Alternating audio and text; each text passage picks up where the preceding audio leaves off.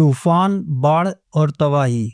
जब प्रकृति अपना रौद्र रूप दिखाती है तो इंसान का सारा अहंकार मिट्टी में मिल जाता है। फिर भी हम यह मानने को तैयार नहीं कि हम प्रकृति से नहीं, प्रकृति हमसे है। एक अहंकारी राजा, एक घना जंगल और भगवान शिव का एक अटल सत्य। इस कहानी में छिपा है वह राज कि आखिर क्यों प्रकृति शिकार नहीं बल्कि हमारा एकमात्र आश्रय है। इस कहानी को अंत तक सुनिएगा, क्योंकि यह कहानी किसी और की नहीं, आपके और हमारे भविष्य की है। संध्या का समय था। महादेव एक विशाल शिला पर बैठे हंसों के जोड़े को तैरते देख रहे थे। तभी पीछे से माता पार्वती आती है। उन्होंने कहा, भोलेनाथ, आप हंसों को देख रहे हैं, एक नज़र जरा पृथ्वी पर डालिए।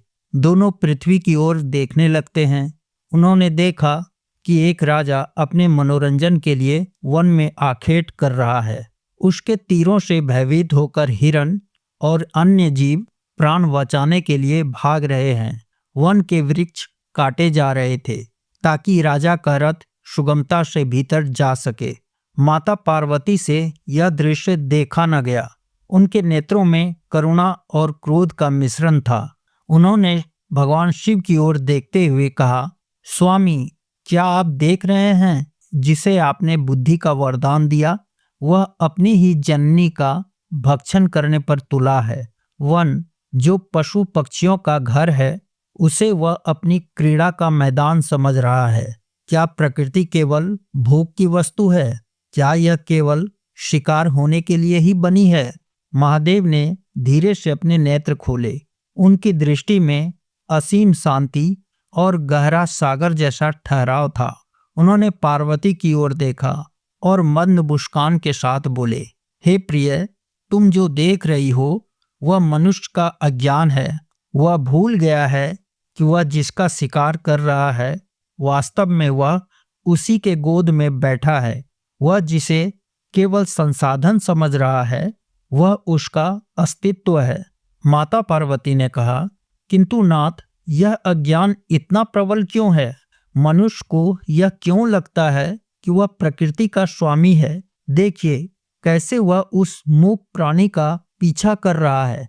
उसे लगता है कि वह विजेता है, शिकार नहीं।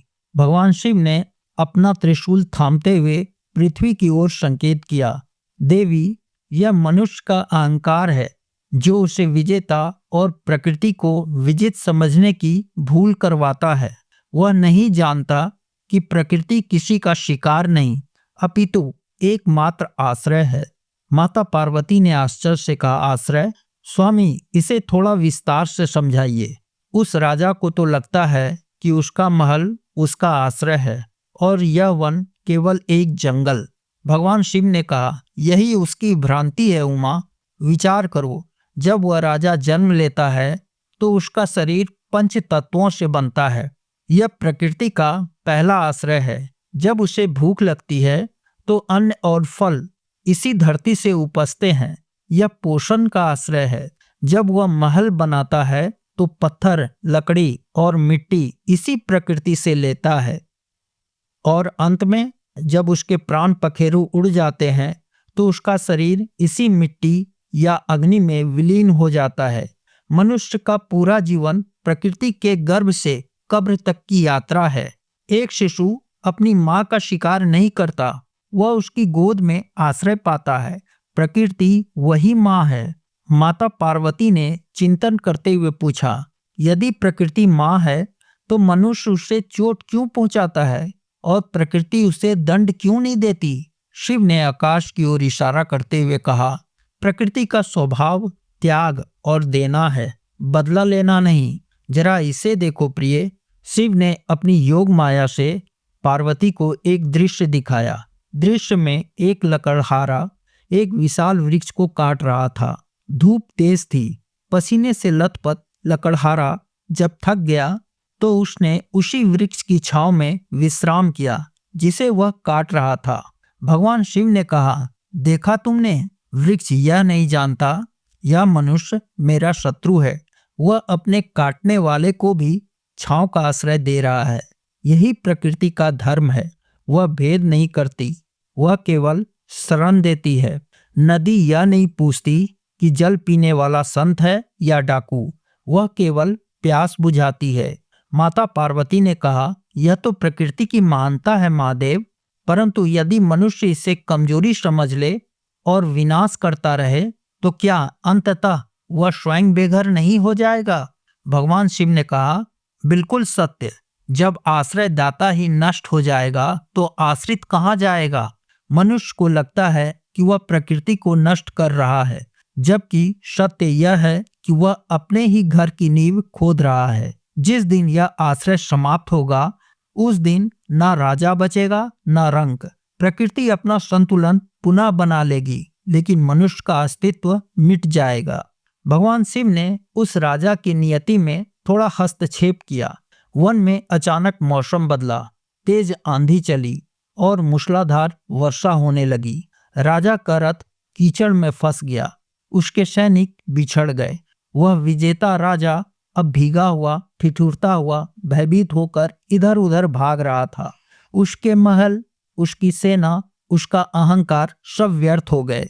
तब उसे एक पुरानी विशाल कंदरा दिखाई दी। वह दौड़कर उस गुफा में छिप गया। वहां एक औघड़ बैठे थे जो राजा को देखकर मुस्कुरा रहे थे। राजा एक कोने में दुबक गया। उन्होंने कहा, देखो राजन, बाहर प्रकृति का रौद्र रूप है और भीतर उसी प्रकृति की गोद में तुमने अपने प्राणों की रक्षा की। क्या तुम इस प्रकृति को उजाड़ना चाहोगे? राजा औघड़ की बात समझ गए। उन्होंने हाथ जोड़कर क्षमा मांगी और एक वादा किया कि उसके राज्य में पेड़ काटना दंडनीय अपराध होगा और किसी के भी पुत्र या पुत्री के जन्म पर एक पेड़ लगवाने की प्रथा शुरू करेगा, ताकि हमारे साथ साथ अन्य प्राणियों के भी आश्रय सुरक्षित रहे। कैलाश से यह दृश्य देखकर माता पार्वती के चेहरे पर संतोष की लहर दौड़ गई। माता पार्वती ने कहा, नाथ, अब मैं समझी। जब वह शिकार करने आया था तो उसने प्रकृति को भोग समझा, लेकिन जब विपत्ति आई तो उसी जंगल के गुफा ने उसे आश्रय दिया। उसे समझ में आ गया होगा कि वह इस वन का मालिक नहीं बल्कि एक छोटा सा हिस्सा है। भगवान शिव ने कहा, हाँ गौरी, आज उसे ज्ञान प्राप्त हुआ। उसे समझ में आया कि प्रकृति पर विजय नहीं पाई जा सकती, केवल उसकी शरण में जाया जा सकता है। जो उसकी शरण में जाता है वह सुरक्षित है और जो उस पर प्रहार करता है वह स्वयं अपने विनाश को निमंत्रण देता है। इस तरह वर्षा थम गई।